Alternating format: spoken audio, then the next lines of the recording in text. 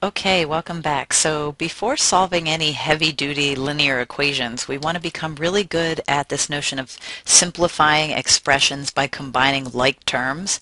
So this will be lesson 12 for us today. We really want to hone in on this notion of like terms and the correct use of the distributive property. So let's begin. Vocabulary.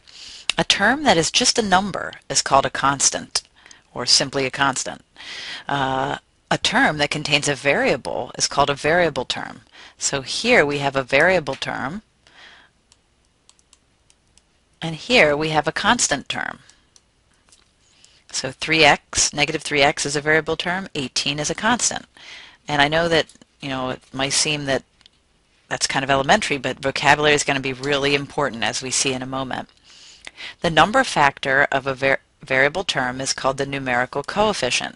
A numerical coefficient of 1 is usually not written, it's inferred. So when you say x, you really mean 1x, right? When you say 5x, by the way, when you say 5x, you really mean 5 times x. Those are connected by multiplication. 5 is the coefficient. When you say negative 7y, this really means negative 7 times y. Negative 7 is the coefficient. And again, when you say 3y squared, that really means 3 times y squared. 3 is the coefficient. Just practice identifying the coefficient. All right, now let's discuss what makes like terms, because you continuously hear authors of textbooks say combine like terms, right?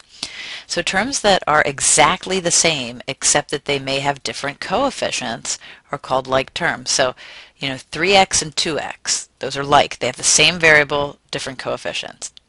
Negative 6y, 2y, and y. All the same variable, different coefficients. Negative 3 and 4, well, those are constants, but they're considered like terms, okay? Unlike terms, let's talk about y. 5x and x squared. Variable, but raised, note to self, different powers. The variables are raised to different powers, so they are unlike. 7x and 7y, you don't even have the same variable. 5y and 5, you have a constant and a variable term. So these are all unlike terms. You would not combine them, in other words. Big note to self, though, these are like terms. Okay? The order of the variables do not necessarily have to be the same in order to be like terms. So when you say 2ab squared and negative 5b squared a, the commutative property says that, hey, you still have b raised to the second power. So, and multiplication is commutative, so the order of the variables doesn't have to be the same to be considered like terms. Okay, so this is a lovely little game I like to play. This table here. Let's circle. Okay, I give you the term 3x, right? And over here, if it's a like term, I want you to circle the ones that are like. So 4y, that's a no. That's not a like term with 3x. 2x squared, that's a no. Aha, 7x. Those are like terms. Okay, let's play that game again. 5x squared, and who is a like term with that? 5y squared? No way. Different variable. 8x? No way. Exponents don't match on the variable. Aha, 9x squared. That's a yes. And x, that's a no. So we're getting used to spotting the like terms, okay? 2x squared y. Who's a like term? This is a no-go, this is a no-go, and this is a yes. So just get good at spotting the like terms. Okay, little reminder on the distributive property. A sum or difference of like terms can be simplified via using the distributive property. And what this basically means is if a, b, and c are numbers, then you can take c and basically multiply it through the parentheses such as that and call it ac plus bc. And if you need numbers, think about it like this. C is a number, and a and b are numbers. Let's say 2 plus 5. It's legal to multiply that through and call that 3 times 2 plus 3 times 5, which is, 6 plus 15, which would be 21. So it's telling us what's legal to do, right? And we know that's legal because even if you cleaned the inside of the parentheses, 5 plus 2 is 7, but then notice 7 times 3 is 21, so you are arriving at the answer. Now let's apply that. If it's legal with numbers, it's going to be legal with variables as well. Let's try it. And by the way, an algebraic expression is considered simplified when all the like terms have been combined. All right, so apply the distributive property for this one. Okay, so we'll have 2 times x minus 2 times 8y. Well, we can write that as 2x minus 16y. And that's it. Stop. Knowing when to stop. I can't go any further because x's and y's are not like terms. They don't go together, right? So 2x minus 16y, and that's it.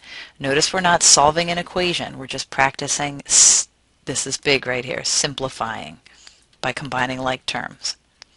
Let's try again. This is just, here we'll just call this practice distributive property.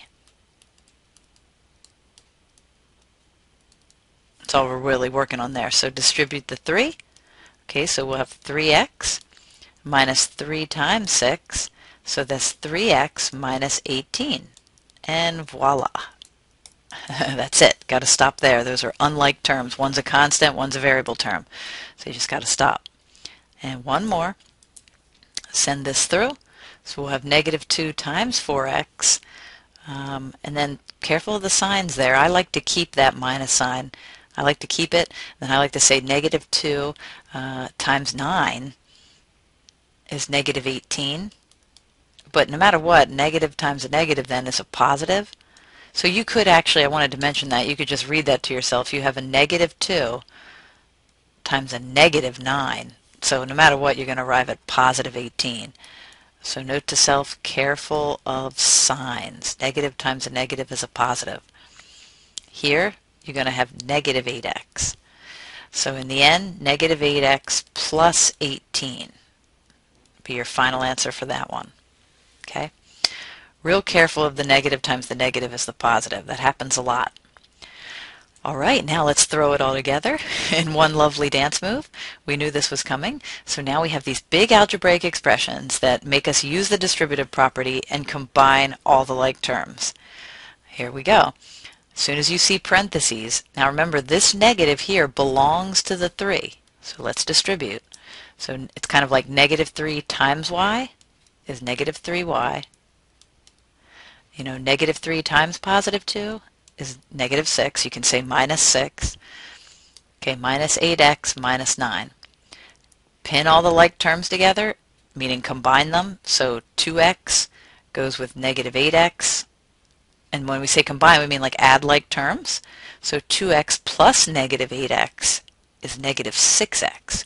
And if it helps you, think of money. Think of money. If you have $2 and you lose 8, think of negative as loss.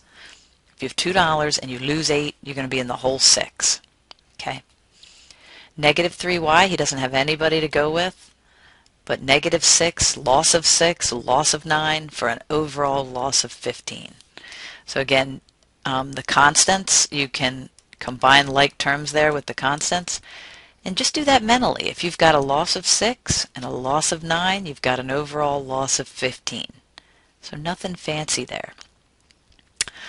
So combine like terms really means add like terms, considering whether those terms are, positive or negative.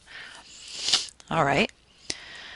So even if you need to go off on the side and say 2x minus 8x, and just kind of think about that off on the side, 2x minus 8x makes negative 6x. And that's how we were getting that negative 6x. But I would say, just think about it. You don't necessarily need to write it out. Okay? Let's try the next one. Distribute. Negative 4x. Careful, negative times a negative is a positive, so plus 32. Distribute. Minus 9x, and again, negative times a negative is a positive, so plus 18. When you arrive here, I'm happy, but you got to combine like terms. So I always map it out. Those are like. So negative 4x minus 9x, you have, it's like loss of 4, loss of 9, for an overall loss of 13. So minus 13x. And then, 32 goes with 18 to become 50. Right. So you combine the like terms there, and when you arrive here, you must stop. Why? Because we're not solving an equation, we're just combining like terms. So we combine the like terms, and voila. Okay, and final frontier, we got one more here. Hope you're enjoying this. You can always hit pause and try it before me. That's a good idea. 2x minus 3x. Careful here, negative times a negative is a positive.